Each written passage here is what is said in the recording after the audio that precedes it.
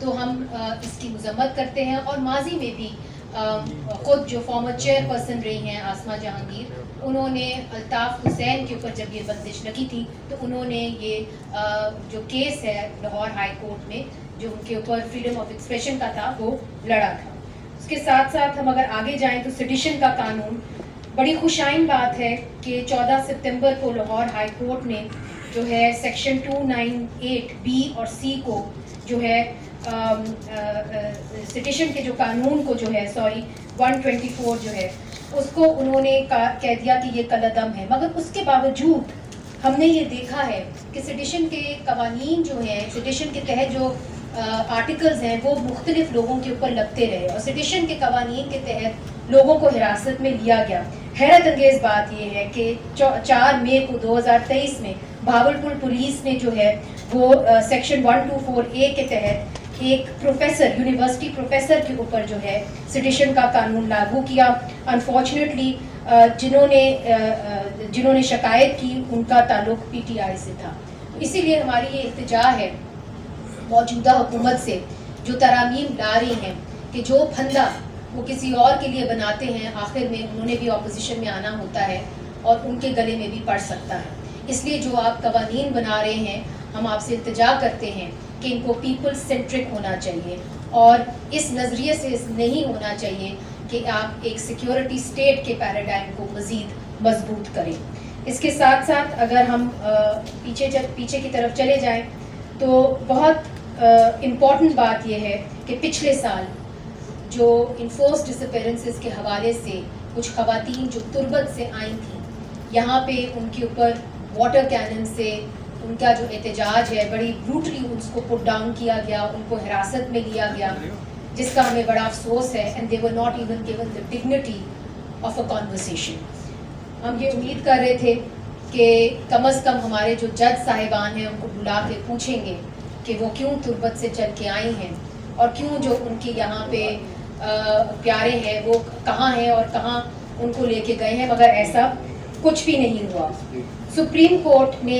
1 دفعہ سے زیادہ کہہ دیا ہے اور سینٹ نے کم از کم 2 دفعہ یہ کہہ دیا ہے کہ ایک لیجسلیشن آنی چاہیے جو یہ ڈٹرمن کرے کہ انٹیلیجنس ایجنسیز کا مینڈیٹ کیا ہے.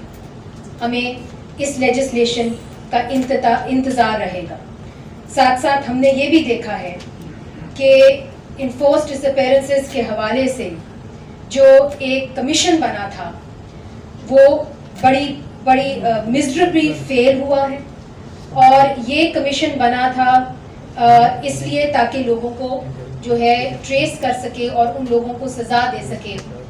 جو یہ کام کرتے ہیں, مگر ایسا نہیں ہوا. ایک کرمنلائزیشن آف انفورس ڈسپیرنسز کا بل بھی تھا, وہ بھی ابھی لاپتہ ہے اور ہمیں نہیں پتا کہ وہ کہاں ہے. اس کے اندر کچھ شک ایسی ڈالی گئی تھی جو ہم سمجھتے ہیں کہ قابل قبول نہیں تھی. یہ جو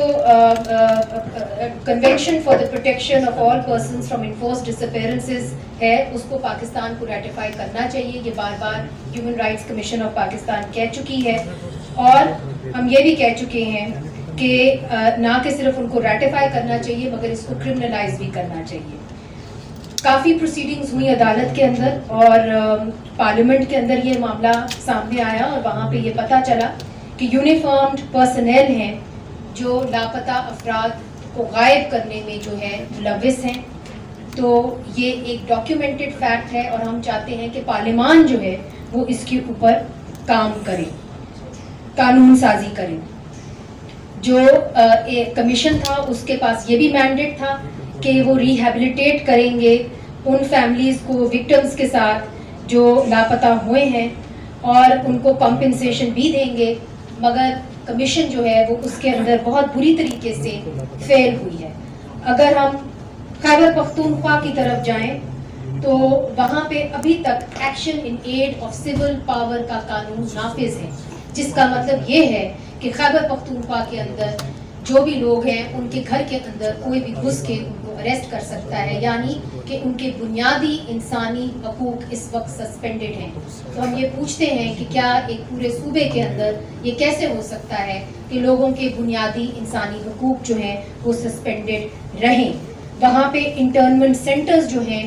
وہ ابھی تک کام کر رہے ہیں اور HRCP کی رپورٹ جو ہم نے آپ کے سامنے پیش کی ہے اس کے اندر ہمیں معلوم پڑا ہے کہ کچھ لوگ جو لاپتہ تھے وہ انٹرنمنٹ سینٹرز سے پائے گئے. تو پھر ہم یہ کہتے ہیں کہ جو انٹرنمنٹ سینٹرز ہیں وہ اس لیے بنائے گئے تاکہ لاپتہ افراد کو ریگولرائز کیا جائے اور اس کو ایک قانونی جامہ پہنایا جائے. اسی لیے ہم سمجھتے ہیں کہ انٹرنمنٹ سینٹرز کو جو ہے وہ فی الفور ختم کر دینا چاہیے. ہم یہ بھی سمجھتے ہیں کہ سیڈیشن کے قوانین کو بھی ختم کر دینا چاہیے اور جو ملٹری ٹرائلز ہو رہے ہیں سویلینز کے ان کو نہیں ہونا چاہیے. یہ ایک عدم اعتماد ہے موجودہ جوڈیشل سسٹم پر اور انٹرنیشنل کورٹ آف جسٹس جورس بھی یہ کہہ چکا ہے, اس کی مذمت کر چکا ہے اور یہ جو تمام تقاضے ہیں یہ پامال کرتا ہے اور شہریوں کو بنیادی حق سے محروم کرتا ہے. 103 لوگ ہمیں بتائے جا رہے ہیں اس وقت ملٹری کورٹس میں ٹرائی کیے جا رہے ہیں اور ہمیں افسوس سے کہنا پڑتا ہے کہ قوانین کے اندر ترمیم کی گئی, ان کے ڈیفینیشنز کو جس طرح کے جو لیگل ڈیفینیشنز ہیں ان کو وائڈن کیا گیا اور اس کے تحت جو عام شہری ہیں ان کو ملٹری کورٹس میں ٹرائی کیا گیا. آفیشیل سیکرٹس ایکٹ کو بھی جو ہے وہ وائڈن کیا گیا. اس وقت پاکستان کے اندر انٹرنیٹ شٹ ڈاؤن کا معاملہ جو ہے وہ جاری ہے, ایکس کے اوپر بندش ہے, ہم اس کی مذمت کرتے ہیں. یہ ہر پاکستانی شہری کا حق ہے کہ وہ اپنا جو رائٹ ٹو فری اسپیچ ہے وہ ایکسرسائز کر سکے. اس کے اوپر واضح رائے آ گئی ہے کہ ایکس کی بندش جو ہے وہ حکومت نے ہی کی ہے, تو حکومت کو یہ ایکس کے اوپر سے بندش فور جو ہے وداؤٹ کنڈیشنز اس کو ختم کر دینی چاہیے. اور جہاں تک انٹرنیٹ کی بندش کا سوال ہے تو کئی ایسے علاقے ہیں پاکستان کے اندر جو بلیک ہولز ہیں, اور اگر آپ ڈیجیٹل پاکستان کی بات کرتے ہیں تو کیسے آپ ڈیجیٹل پاکستان کو ایک خواب سے یقینی طور پر آپ اس کو ایک ریالٹی بنا سکتے ہیں جب کہ آپ کے کئی علاقے جو ہیں وہ انٹرنیٹ سے محروم ہیں اور جو نوجوان طبقہ ہے وہ اس سے بھی محروم ہے. اگر آپ گلگت بلتستان کی طرف دیکھیں تو وہ ایک واحد علاقہ ہے پاکستان کے اندر جہاں پہ لوگ احتجاج کر رہے ہیں کہ آپ ہمیں پاکستان کے حدود کے اندر مکمل طور پر لائیں اور ہمیں وہ فنڈامنٹل رائٹس دیں جو عام پاکستانیوں کے پاس ہے. وہاں پہ 22 گھنٹے کی لوڈ شیڈنگ ہو رہی ہے, انٹرنیٹ جو ہے وہ سب کو میسر نہیں ہے چونکہ وہاں پہ فوج کی جو SCO ہے وہ کام کرتی ہے جس کی وجہ سے انٹرنیٹ کنٹرولڈ ہے. اگر ان علاقوں کو جو ہے آگے بڑھنا ہے اور پاکستان کی مین سٹریم میں آنا ہے تو جو ایک ریکمنڈیشنز دی گئی تھی سرتاج عزیز کی رپورٹ میں اس کو عملی جامہ پہنانا چاہیے اور یہاں پہ انٹرنیٹ کی جو ان کی بندش ہے اس کو ختم کرنا چاہیے اور باقی جو ٹیلی کام کمپنیز ہیں ان کو اجازت دینی چاہیے کہ وہ گلگت بلتستان کی طرف جو ہیں وہ رخ کریں. آخر میں رائٹ یہ جو فریڈم آف ریلیجن ہے اس کی بھی بات کرنی چاہیے, وہ بہت ضروری ہے. ہم نے یہ دیکھا ہے جڑا والا کا انسیڈنٹ اور اس کے اندر ہمیں افسوس کے ساتھ کہنا پڑا ہے کہ یہاں پہ ہمارے کچھ ایسے کرسچن بھائی ہیں بہنیں ہیں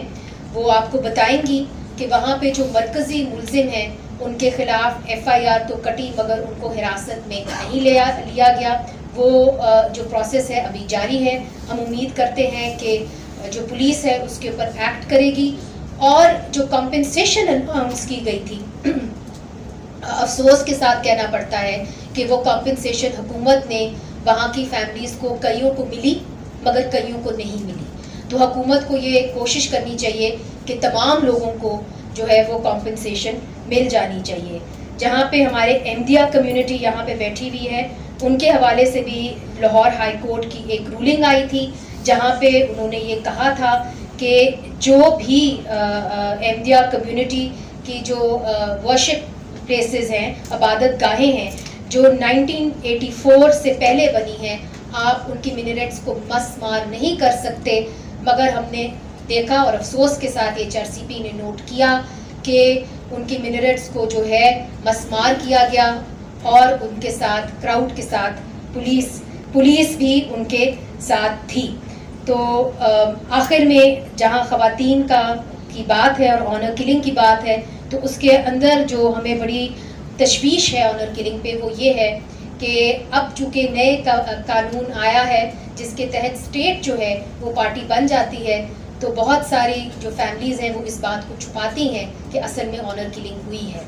تو جو وکلا ہیں وہ اسی میں لگ جاتے ہیں کہ پہلے وہ پروف کرتے ہیں کہ یہ آنر کلنگ ہے، اور اس کے بعد ہی جو خاص قانون بنا ہے آنر کلنگ پہ وہ حرکت میں آ سکتا ہے. اسی لیے جو عورتوں کی تنظیمیں ہیں وہ یہ کہتی ہیں کہ خواتین کے مرڈر کیسز کے اندر آپ معافی کی جو شک ہے اس کو ختم کر دیں. آپ کا بہت بہت شکریہ کہ آپ آئے، and thank you very much.